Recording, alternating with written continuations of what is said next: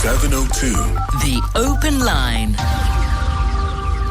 It's the open line, and it's a happy new year. Everyone in the office and in studio here has been coming around to say happy new year, and I know you know that you're about to hear a lot of compliments of the new season. Happy New Year. And I've been seeing a number of tweets and messages on social media, people saying, after next week, please stop with the Happy New Year's. Stop with the compliments of the new season. I'm not sure. I know there are people who are extreme and who say you must say Happy New Year at least until the end of January, maybe until February. And then there's the people that just say compliments even if they see you in March. They say, as long as I haven't seen you this year, I'm going to say compliments of the new season. Compliments, ninja, right? and I'm not sure where I fall on this. But I do think for me, by the time we're in the second, third week of the year, I think it gets a little old. And we can just start saying hello again and how are you? I haven't seen you in a while. But are you those people that say compliments all the way until June? And why do you do that? Why do you do it so long? And how do you respond when someone says Happy New Year all the way halfway through March? I think it can be a little awkward for me. I don't know what to say. Do I say same to you? Do I say thank you? How have you been? Yeah. Anyway, I do think that we are blessed to have seen another year, right? The start of another year. It's always a blessing, and we shouldn't take it for granted. It's a privilege, and we know that there are many people who would have loved to see this time of the year to be with us right now. We've had a lot to give, and we're not afforded the opportunities. I do think it's a time to be grateful. At this time of the year also, I think people are really hard on themselves. You want to go in strong. You've got all these goals and targets. But I also think sometimes you should just, reflect and understand that it is a new year. And, you've got a lot to be grateful for. And maybe from that, then you can start making your plans. But something else that comes along with the new year is a message usually from President Cyril Ramaphosa. It's usually broadcast on the TV channels. He comes out and he reads the message to the country, really wishing us all well. Were you watching that message from the president? He's spoken about, reflecting and hope. I think I found that to be really, really interesting. He says he is aware of the challenges that the country is facing. They do not go unnoticed. He says the delivery of basic services in our cities, towns, and villages are often disrupted or do not exist at all. These are difficult and complex challenges faced by many of our people. And then he says, I acknowledge these difficulties plainly and give assurance that your struggles are known and understood. And we are continuing to take a variety of actions to address these challenges. This is all in his New Year's message. Were you watching? Did you listen to that? And did you feel any sense of hope? I think that's what he was trying to give. Hope and reassurance that, listen, we understand, we know that things are not too good. We know that things might be a little shaky in the country right now. We know what the problems are. We're very aware of them. And we are addressing it. That was from President Cyril Ramaphosa as we started the new year. It's always interesting to hear when the president gives an address. And I think over the last couple of addresses that I've heard from him, there's been a number of concessions. Yes, we know that things are bad. Yes, we know, which I think is a little change in tone from the surprise. At some point he's always sounded like he's a very surprised president all the time and everything takes him by shock. But I think from this message, he was saying, I'm very aware of all the problems that you're facing. What did you make of that? He also then says, our economy is recovering. We're working on creating more jobs, especially from young people. He then counts some of the successes. He says inflation has eased, the cost of living is coming down, and the rand has strengthened. South Africa's sovereign credit rating has been upgraded for the first time in nearly 2 decades. And he also speaks about the structural transformation program that they started on 5 years ago. And he says now that is yielding results. That was all in his year-end or New Year message. What did you make of that? But another story that's been making headlines quite a bit, I don't know if you saw that video. It was in the EWN bulletin a short while ago from Sfiso Zulu. A video of men that were beating and kicking and is assaulting a guard in the Eastern Cape in the most barbaric way. It's at the Ebuhlantini Marina Glen. And it seems they were assaulting the man because he had asked them to move their car. This is a car guard. He was in a reflector vest, so you can clearly see that he's a car guard. And those people, or one of the men, it's understood, works for a contractor that is subcontracted by the mining company EXXARO. EXXARO has come out now saying they understand that company is attending to the matter with urgency, and that man has been denied access now, or his access to the mining, that mine has been revoked. He cannot go to work anymore. And, I was just thinking, some of the things that people do, out of excitement during this time, I don't know if they were excited. I don't know if they were emboldened.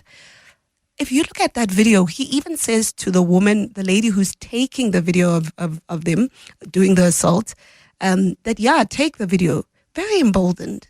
He seems like he's not afraid of anything. And, from where I was watching, I just thought, imagine a 2-minute decision during the festive season hype when you were excited, probably trying to prove your strength to your friend, trying to look and sound like you are, so tough and strong. And it costs you your entire livelihood. Now this man could potentially go into 2026, both with a criminal case to answer to, but also without work, without employment, all because he thought it was cool, I suppose, to do that with his friends.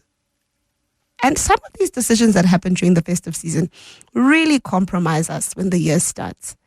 You're excited, it's December, you're acting out of character, you're doing things you ordinarily wouldn't do, and all of a sudden, now your life, your entire future is at risk, all because of a moment of foolish joy, really. And foolish happiness. I don't know what to call what he was doing there, but what I found very funny from the video and odd is that they were beating this car guard up and they were assaulting him. And then when he walks to the woman who's taking the video, he seems rather jovial and happy about it, dancing even, it seems. I'm so glad he has a case to answer to now. I really hope this matter makes its way to court. It's absolutely unacceptable. They were kicking that man, and whatever may have happened there, nothing warrants that type of violence. Nothing warrants that barbaric action, and it needs to be called out with the most contempt. We need to be honest. This culture of violence, especially when people, I don't know, when they are happy, I don't know if we can say he was happy, but yeah, what he was doing there was just unacceptable. Someone else here on the WhatsApp line saying, "Morning, Kgomotso, I wish Cyril told Trump that the real genocide is what's happening in Gaza, supported by America and racist Trump." Yeah. I suppose you're referring, and this is from Dudu in Dobsonville. Dudu, are you referring to what? To when he had the meeting with Trump in the White House, or when? Yeah, I there's a lot of things that I wish President Cyril Ramaphosa told Donald Trump during that meeting. I was of the school and of the thoughts that he could have pushed a little harder. But also, I have heard a lot of analysis ever since that visit, that the president dealt with it really well, considering the man that Donald Trump is and his personality. But there's a lot that I wish he could have told Donald Trump during that meeting. Let's take some voice notes. Good morning, Senator Tsepo here. Why would we fight? Why would we cause trouble which we don't need? Why we fight? Common sense is expensive as things look. Why do we shoot each other? Why do we stab each other? Why do we kill each other? Why do we beat each other? What do we need? It's not God, because God has already given you a brain. Which part don't you use of the brain? We don't fight, we build. Happy New Year. You know, and I think you're responding to that video of the man who was assaulting the car guard. It's unacceptable behavior, but also the fact that he thought it was okay to do that, and then was okay with being filmed and caught on camera, speaks to just how brazen he is and emboldened he is. But I mean, both him and the other man. But I think the man who's been held accountable now, even by EXXARO, is the guy that was dancing in front of the camera. I mean, what would push a person to act in that way and be okay, even as people were calling him out and saying, stop what you're doing? He just kept going. For some reason, he thought that was fine to do that to another human being. And I don't know if he thought that he could get away with it without any repercussions. I'm so glad that the mining company EXXARO has come out to speak against it. I'm also very, very happy that, that it's likely that he's going to be, deal with a criminal case. Yeah. He's going to have a criminal case to answer to. I'm very happy about that. There is no reason, nothing could have warranted what those men did to that man. The man was a car guard. It seems he told him to move his car, and they thought it's okay to do that to him. And there needs to be a strong message sent. There's something about people who think they are better than others, and that informs how they treat them. You think you are better than the car guard. You think, no one would have a problem. Nothing's going to happen to me because, after all, it's just the car guard. It's not just a car guard. It's a human being, an entire human being. It's someone who deserves respect. And I'm very happy about what EXXARO is doing, speaking out about this. It seems the guy is either a contractor or he works for the company that's contracted by EXXARO. Baagi Technology is the company. And it seems EXXARO, once they realized immediately, they approached Baagi. And now this man has been denied access to the mine. And I'm very, very happy about that. But there needs to be stronger actions against that. I cannot deal with people who think it's okay to treat other human beings that way just because they feel, who's going to do anything about it? No one's going to do anything about it. It's just a car guard. That's exactly how he was moving, both him and the other man. Someone else here saying, Kgomotso, can we take a moment to praise EXXARO for this bold and decisive move to restrict access to this man? Let it be a lesson to other organizations that bullying should not be condoned, be it in or outside the workplace. Absolutely. Absolutely. I think it's amazing that when EXXARO realized what was going on, they called the man out, they held him accountable, and they cautioned and they raised awareness even to the company, or, they brought it to their attention, because maybe Baagi may not have known, right, it seems. But I'm so happy with the fact that companies are saying we do not want to be associated with such. And that behavior cannot be accepted, whether you're doing it in the news, in the workplace, or whether you're doing it, wherever you're doing it, outside. We cannot be associated with people that treat others in that way. So there will clearly be a criminal case. I think there will be a case of assault.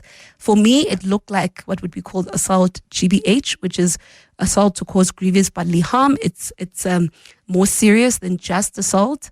And from the video that I saw, that man has a lot of answering to do. He's got a lot of answering to do. We're taking more of your calls and your voice notes. Calls on 011-883-0702 and voice notes on 072-702-1702. All this political nonsense, it's just a big show. It's not put there for our benefit. It's put there for our distraction. And I'm getting to the point where I'm just going to grow a garden and not regard any of this political BS with any importance, because quite frankly, it's not leading anywhere good. I suppose this is in response to the president and the president's New Year's message. Yes, growing a garden is actually a great idea. I think it might be. I think I should grow a garden this year. I don't want to commit though, but I can see why growing a garden and minding your business might be so tempting.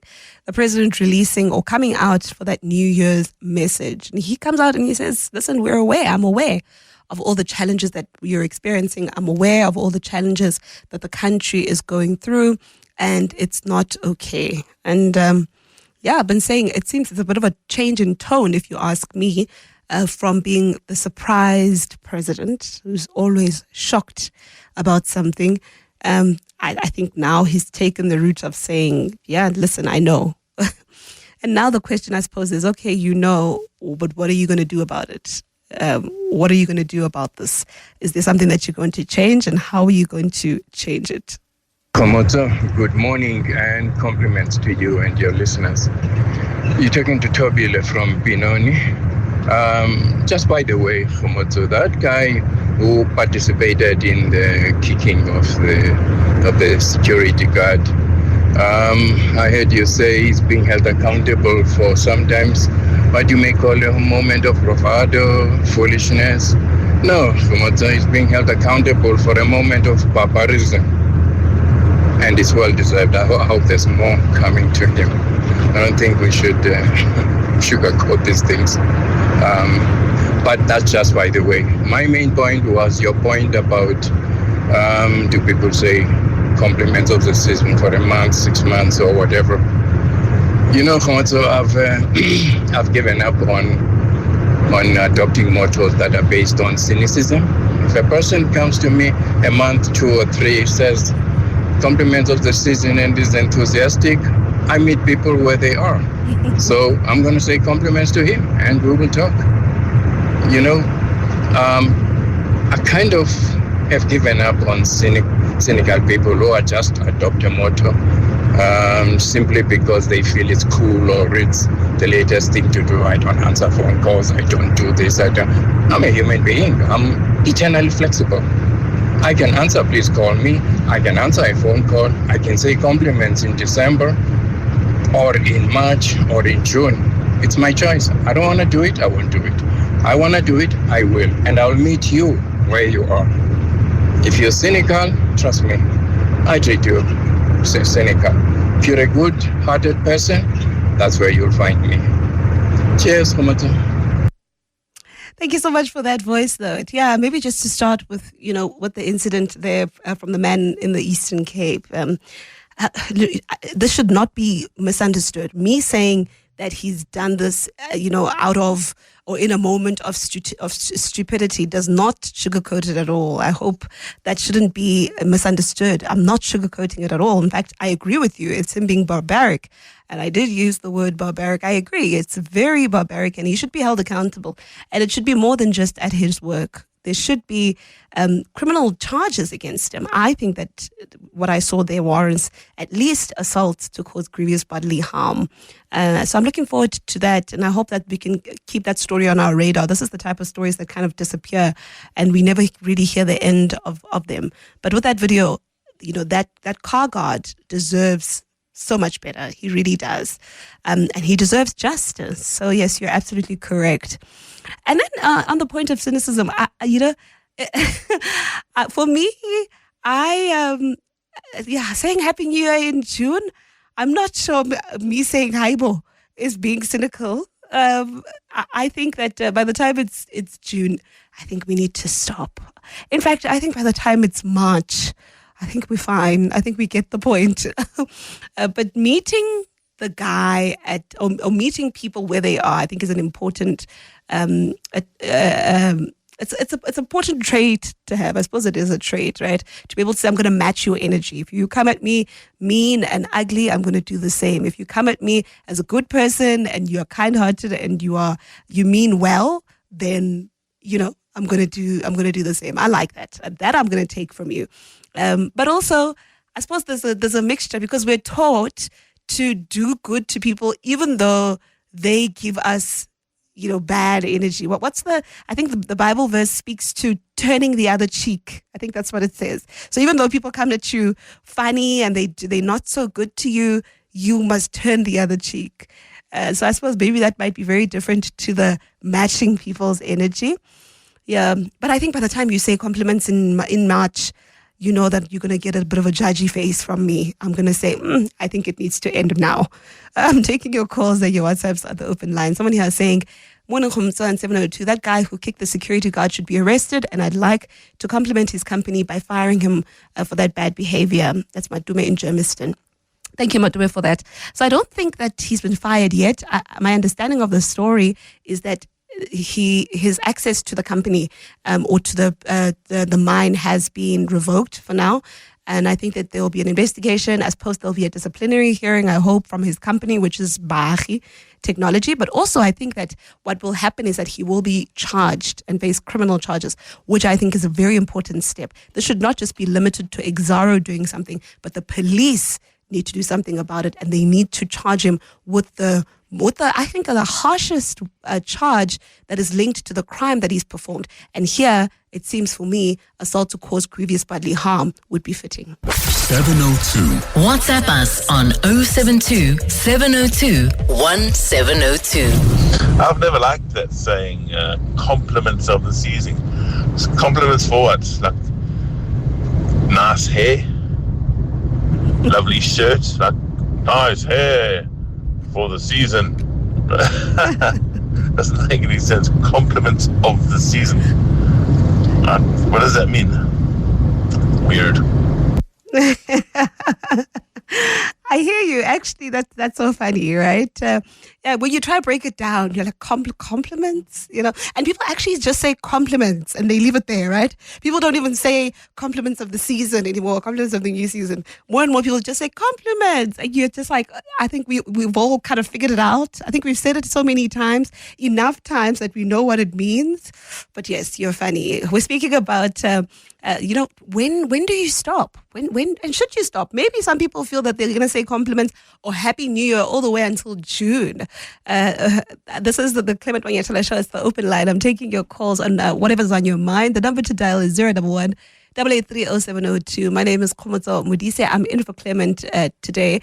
Let's go to the lines. Paul, you're in Pretoria. Good morning. Good morning, Kgomotso. How are you? I'm okay. Happy New Year. Happy New Year to you too. Yes, my comment is now we just said Happy New Year because it's 2 days down the line. Yes. And I'm from the gym as it is, so this guy was saying to me, Happy New Year. I think we're gonna stop by saying Happy New Year once there's a new event, which will be the Valentine. But I said no, because it's 2026. I can say Happy New Year up until the 31st of December. Because if I did not see you in this year, I still have the right to say Happy New Year. Am I wrong? Sure. You are those people, Paul, the ones that walk around saying Happy New Year in September. Are you those people? Yeah, because I did not see you the whole of that year. So I'll still come and say Happy New Year rather than saying compliment of the new season. Because if I say seasons change. We have 4 in the year. Yeah, but the year is not so new in June, eh? Yeah, but I think you are new to my face because I did not see you the whole of this year up until September. So I'll say Happy New Year in September. What happened to, hi, Paul? Oh, it's so good to see you. I haven't seen you in forever. Are you well? No. Happy New Year is the way to go. Well, thank you for your call. Thank you, Kgomotso.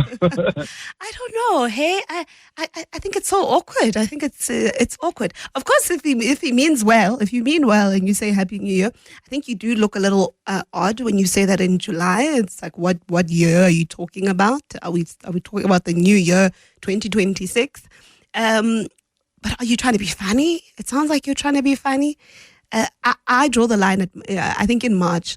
I actually draw the line in January. The end of January, thank you so much. Pack your bags. It's fine. You can just say the good old hello. I don't know. Am I extreme? Or are you like Mpo who says Happy New Year even in November just because you didn't see me the entire year? I'm taking your calls. Get in touch with us. We're also speaking about that New Year's message from President Cyril Ramaphosa. The president coming out to almost, detail all the challenges that the country has, but saying there's hope. There's hope in the new year and things are going to get better. They are already getting better. In that New Year's message, he was even highlighting what seems to be some of the the successes that the country has had.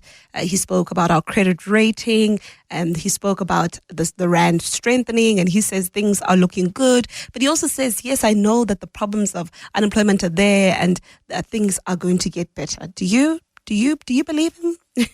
Do you believe what he's saying? And how do you feel about him now being the president that says he knows, as opposed to him the president that is always surprised? Kgomotso, please give that text more job. I wish you read this message. So I don't know who advising President Ramaphosa. The people who are advising him, they try by all means that he failed. You can't always talking too much regarding USA. You see, I don't understand. I think South Africa or even Ramaphosa, he must just close his mouth.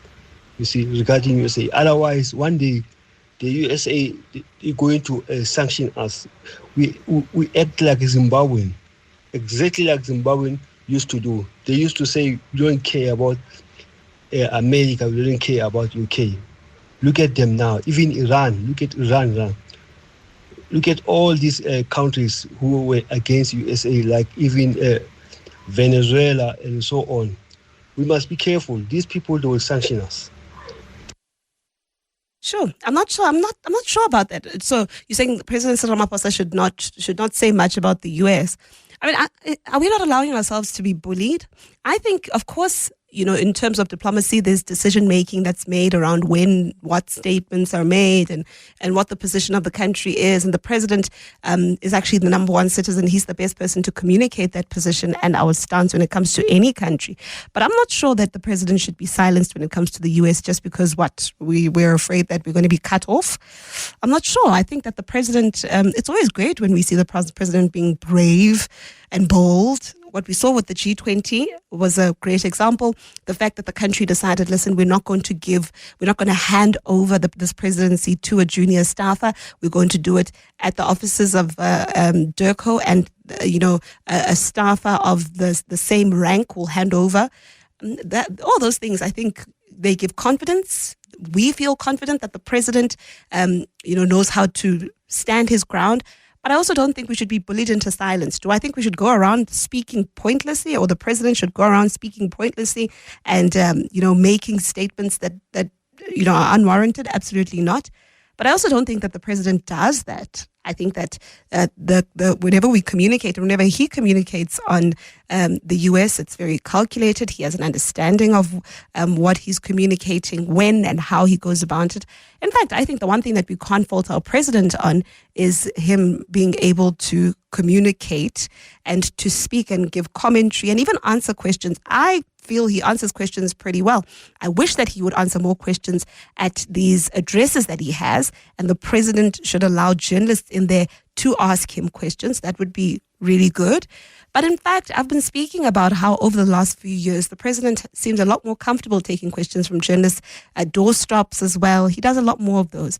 I don't think that we should be bullied into silence, and I definitely don't think that he should be bullied into silence when it comes to the US. Good morning, Kgomotso, and compliments. I wish you all the best. So, Kgomotso, I just want to say my 2 cents regarding the security guard issue in the Eastern Cape. It just goes to show you, when they say that what goes around comes around. Scripture says that, vengeance belongs to God. It's just very shocking that in just a split second, the guys were caught and really got avenged on behalf of the security guard. They thought they were kicking him out, but what they didn't see is that they were kicking themselves out of employment. What a shock. May God really bless that guy, heal him, wherever he's been hurt. And I think it's also a note to take as 702 lenders as we enter 2026, that what goes around comes around, and that what you do in the dark, it will always come to light. God bless you all. Thank you for that. Yes, but also the civilian or the citizenry that we saw there, the people that were taking videos and that actually said, I'm going to publish this video so that you get what you deserve. I think that's also something really good that happened there. Absolutely. I think there's a lesson for us all there. You can't go around treating people just because you think that they are less than you. You treat them in a way that you think they deserve. You know, it's clear that he felt that that security guard was beneath him and he thought he could just kick him around. Who kicks another human being for asking you to move your car? I mean, who kicks another human being, period?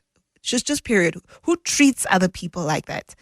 I'm really glad that EXXARO is taking action against him, and I hope his company will also take action against him. But I also hope that he makes it into the dock. He must be prosecuted. He must be charged for this crime. But also, on top of that, you know, I love it when people rally and say, we're seeing injustice happening in front of our eyes. This cannot be allowed. It cannot be correct. I don't accept this. And another human being should not be treated this way. And I'm going to use the power of social media to get the attention that this deserves. I really want to applaud the lady who took the video, and she even warned him. I just don't remember what she said. She was speaking against the Xhosa, but she warned him, basically saying, you know, you're not going to get away with this. I think it's beautiful when we come together for the cause of justice. That security guard, that car guard, may not have been able to stand up for himself. He was defenseless, and he had people around him, particularly those two men that thought that they could do anything to him and treat him in the way that they thought he deserved. But also, isn't it disgusting when people think, I'm going to do this and I'm also going to do it on camera and nothing is going to happen to me?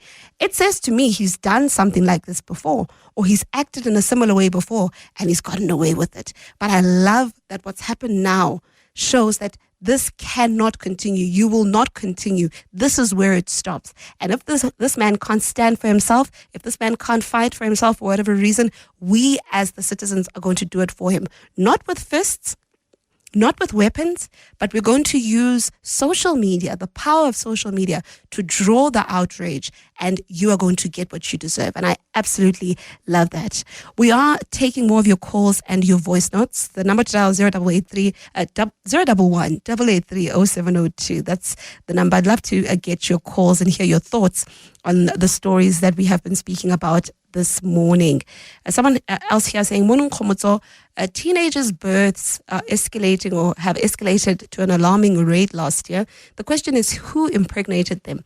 Is it poverty-aligned scourge? Is the parents playing a role of collusion? What's the intervention in places by the traditional leaders in the rural areas? In conclusion, the law ought to make a swift response and arrest the perpetrators who impregnated those teenagers who gave birth to older fathers. And that's from Madala Dugisi in Muhlakeng Extension 7.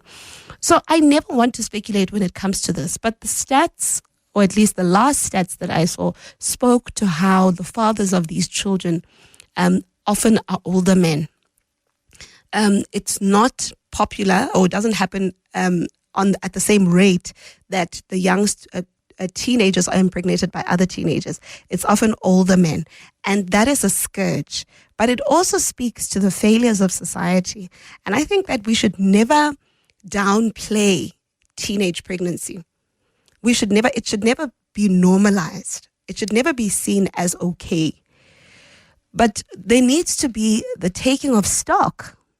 There needs to be the taking of stock, and we need to go back and say, who are the fathers of these children, and hold them accountable. What's unfortunate is we take record of the young girls who are pregnant because we see them with the child, they're easy to identify, but we never see who the fathers are. And I think there is a story. I think there our eyes will be opened to so much truth, and we'll be able to realize the problems that we're facing as a society. But I can tell you now that many of our young girls are raped by older men, because that's what it is. It's rape. It's not them just having sex. It's rape. Older men taking advantage of young girls who then end up giving birth, and we call it teenage pregnancy.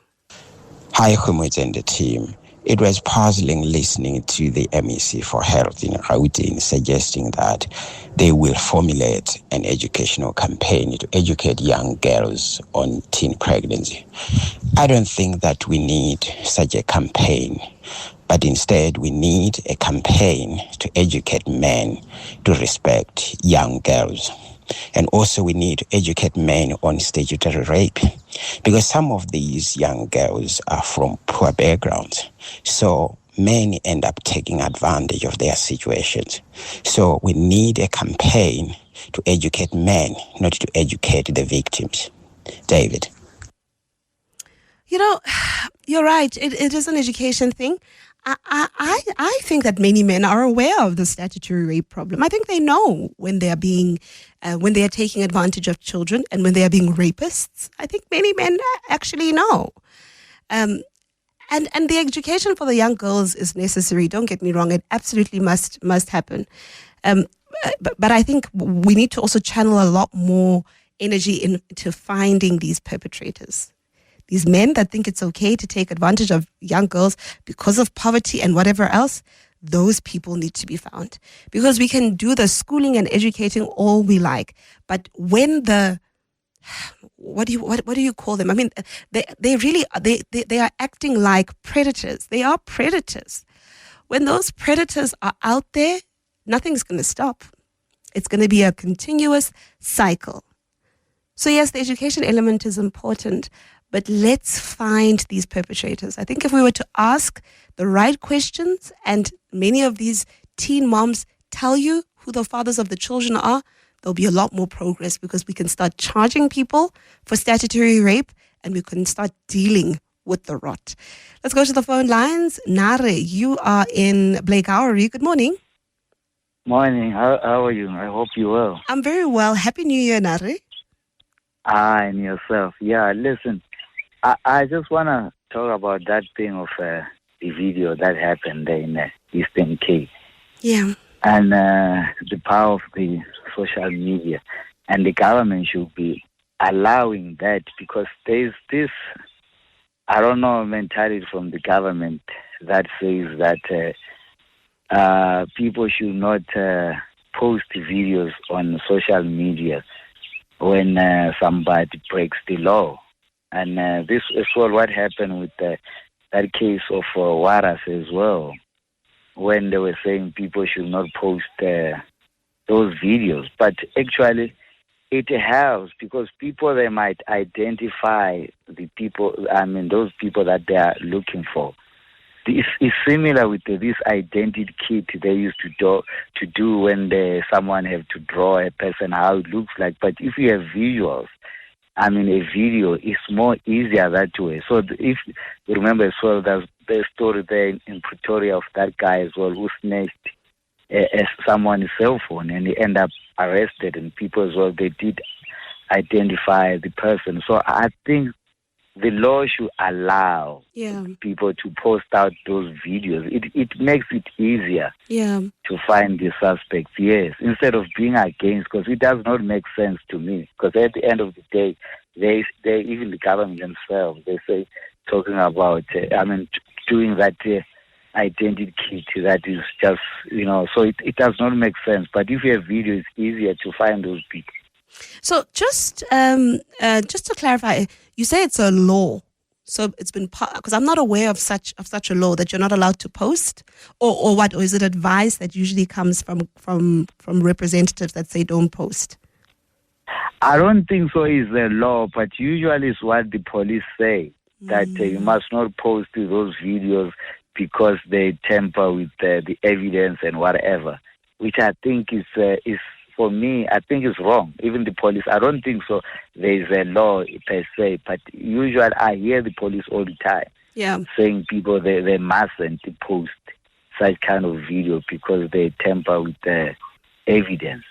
So I don't see how the posting of videos would tamper with evidence, and I would love to hear from police on that and what informs that decision or that advice. In fact, I think that I agree with you, Nare. I think that when people post on social media, there's a lot more outrage and things get done quicker. We start to see more arrests. I think there's two different points here. So the posting of the video on social media is one thing, but whether the video will be admissible in court to prove the crime is a whole other thing. Because the video in itself, just because it was taken by whoever and was pulled from social media, doesn't necessarily prove the crime.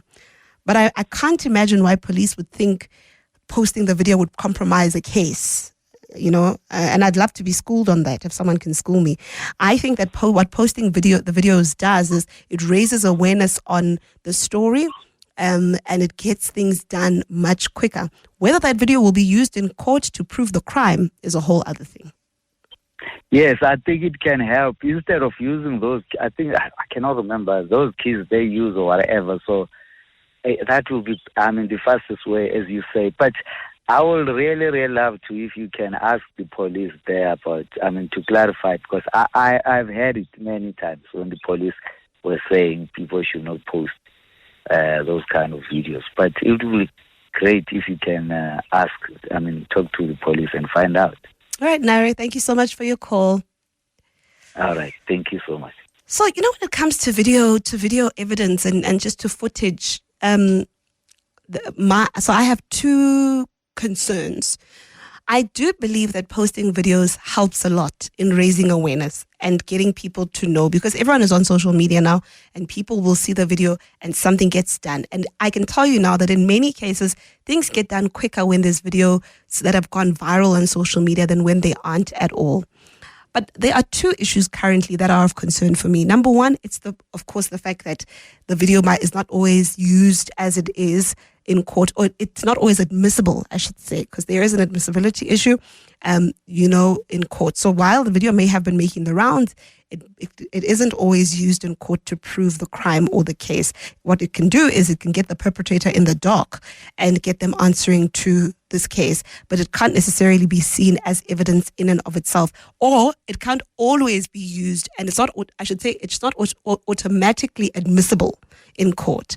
That's the one issue. But the second issue is this AI that I've been seeing of videos on social media, where videos clearly are being edited to prove points, or I don't know what to do, or to create fresh outrage. And that for me, it scares me so much, especially as a person who covers the courts, because I can see accused arguing, oh, this was edited by AI. Of course, they'd have to be proving and all of that. But I can just see these videos that are taken and then edited through AI and how it just compromises the entire thing. I don't think police, though, have the right to tell people not to post videos, especially without substantiating or giving reasons, apart from maybe if the video is gruesome and it shows people in an uncompromised or in a compromised situation, or if it's videos of children. I think that might be a big problem. But in and of themselves, I don't think posting videos should be a problem. Good morning, Modise, Kgomotso. Good morning, and a happy New Year to you too. Look, it is not necessarily to tamper with evidence. However, it is primarily based on the fact that it would be seemingly to be breaking the Poppy Act. Remember, it's about the Poppy Act. You record somebody without their consent and knowledge is against the law. However, in the case of those hooligans, we are way more than prepared to create a fund that will back up whoever was capturing those moments if they try to take them on in court. Yeah. Thank you for that, Buleng. Yeah, so, okay, I hear the issue around the Poppy Act. I suppose there's an argument that can be made there. And I also do think, you're right, that they may try to challenge that in court. And I think it would be beautiful if the country rallies behind those ladies that took the video. We need that, that man in the dock. He needs to be held accountable from that barbaric action, because it really is hooliganism. But I do hear the Poppy Act argument. Kgomotso, morning, 702 lenders, and a compliment for the new season to everyone. Kgomotso and 702 lenders, the reason why the subs members don't want the video to be posted on social media, themselves in most of the cases, they get involved or involved in more shenanigans things. I'm talking from experience, Kgomotso. If you can check my audio there on my number, on the 23rd of December, 2 minutes to 2 a.m., I was assaulted by the police officer for taking a photo of a lady that was my client. I'm an Uber driver for living. That was my client, and now starting to make funny stories. And then I decided to come and drop her at the police station. And then she ran away. When about to leave, I can see her. And then I said, let me take her the photo so that I left her at the police station. I was assaulted for that, Kgomotso. I agree with Nara that the subs members, not all of them, but I was assaulted at Oliven Hotposh police station by an officer.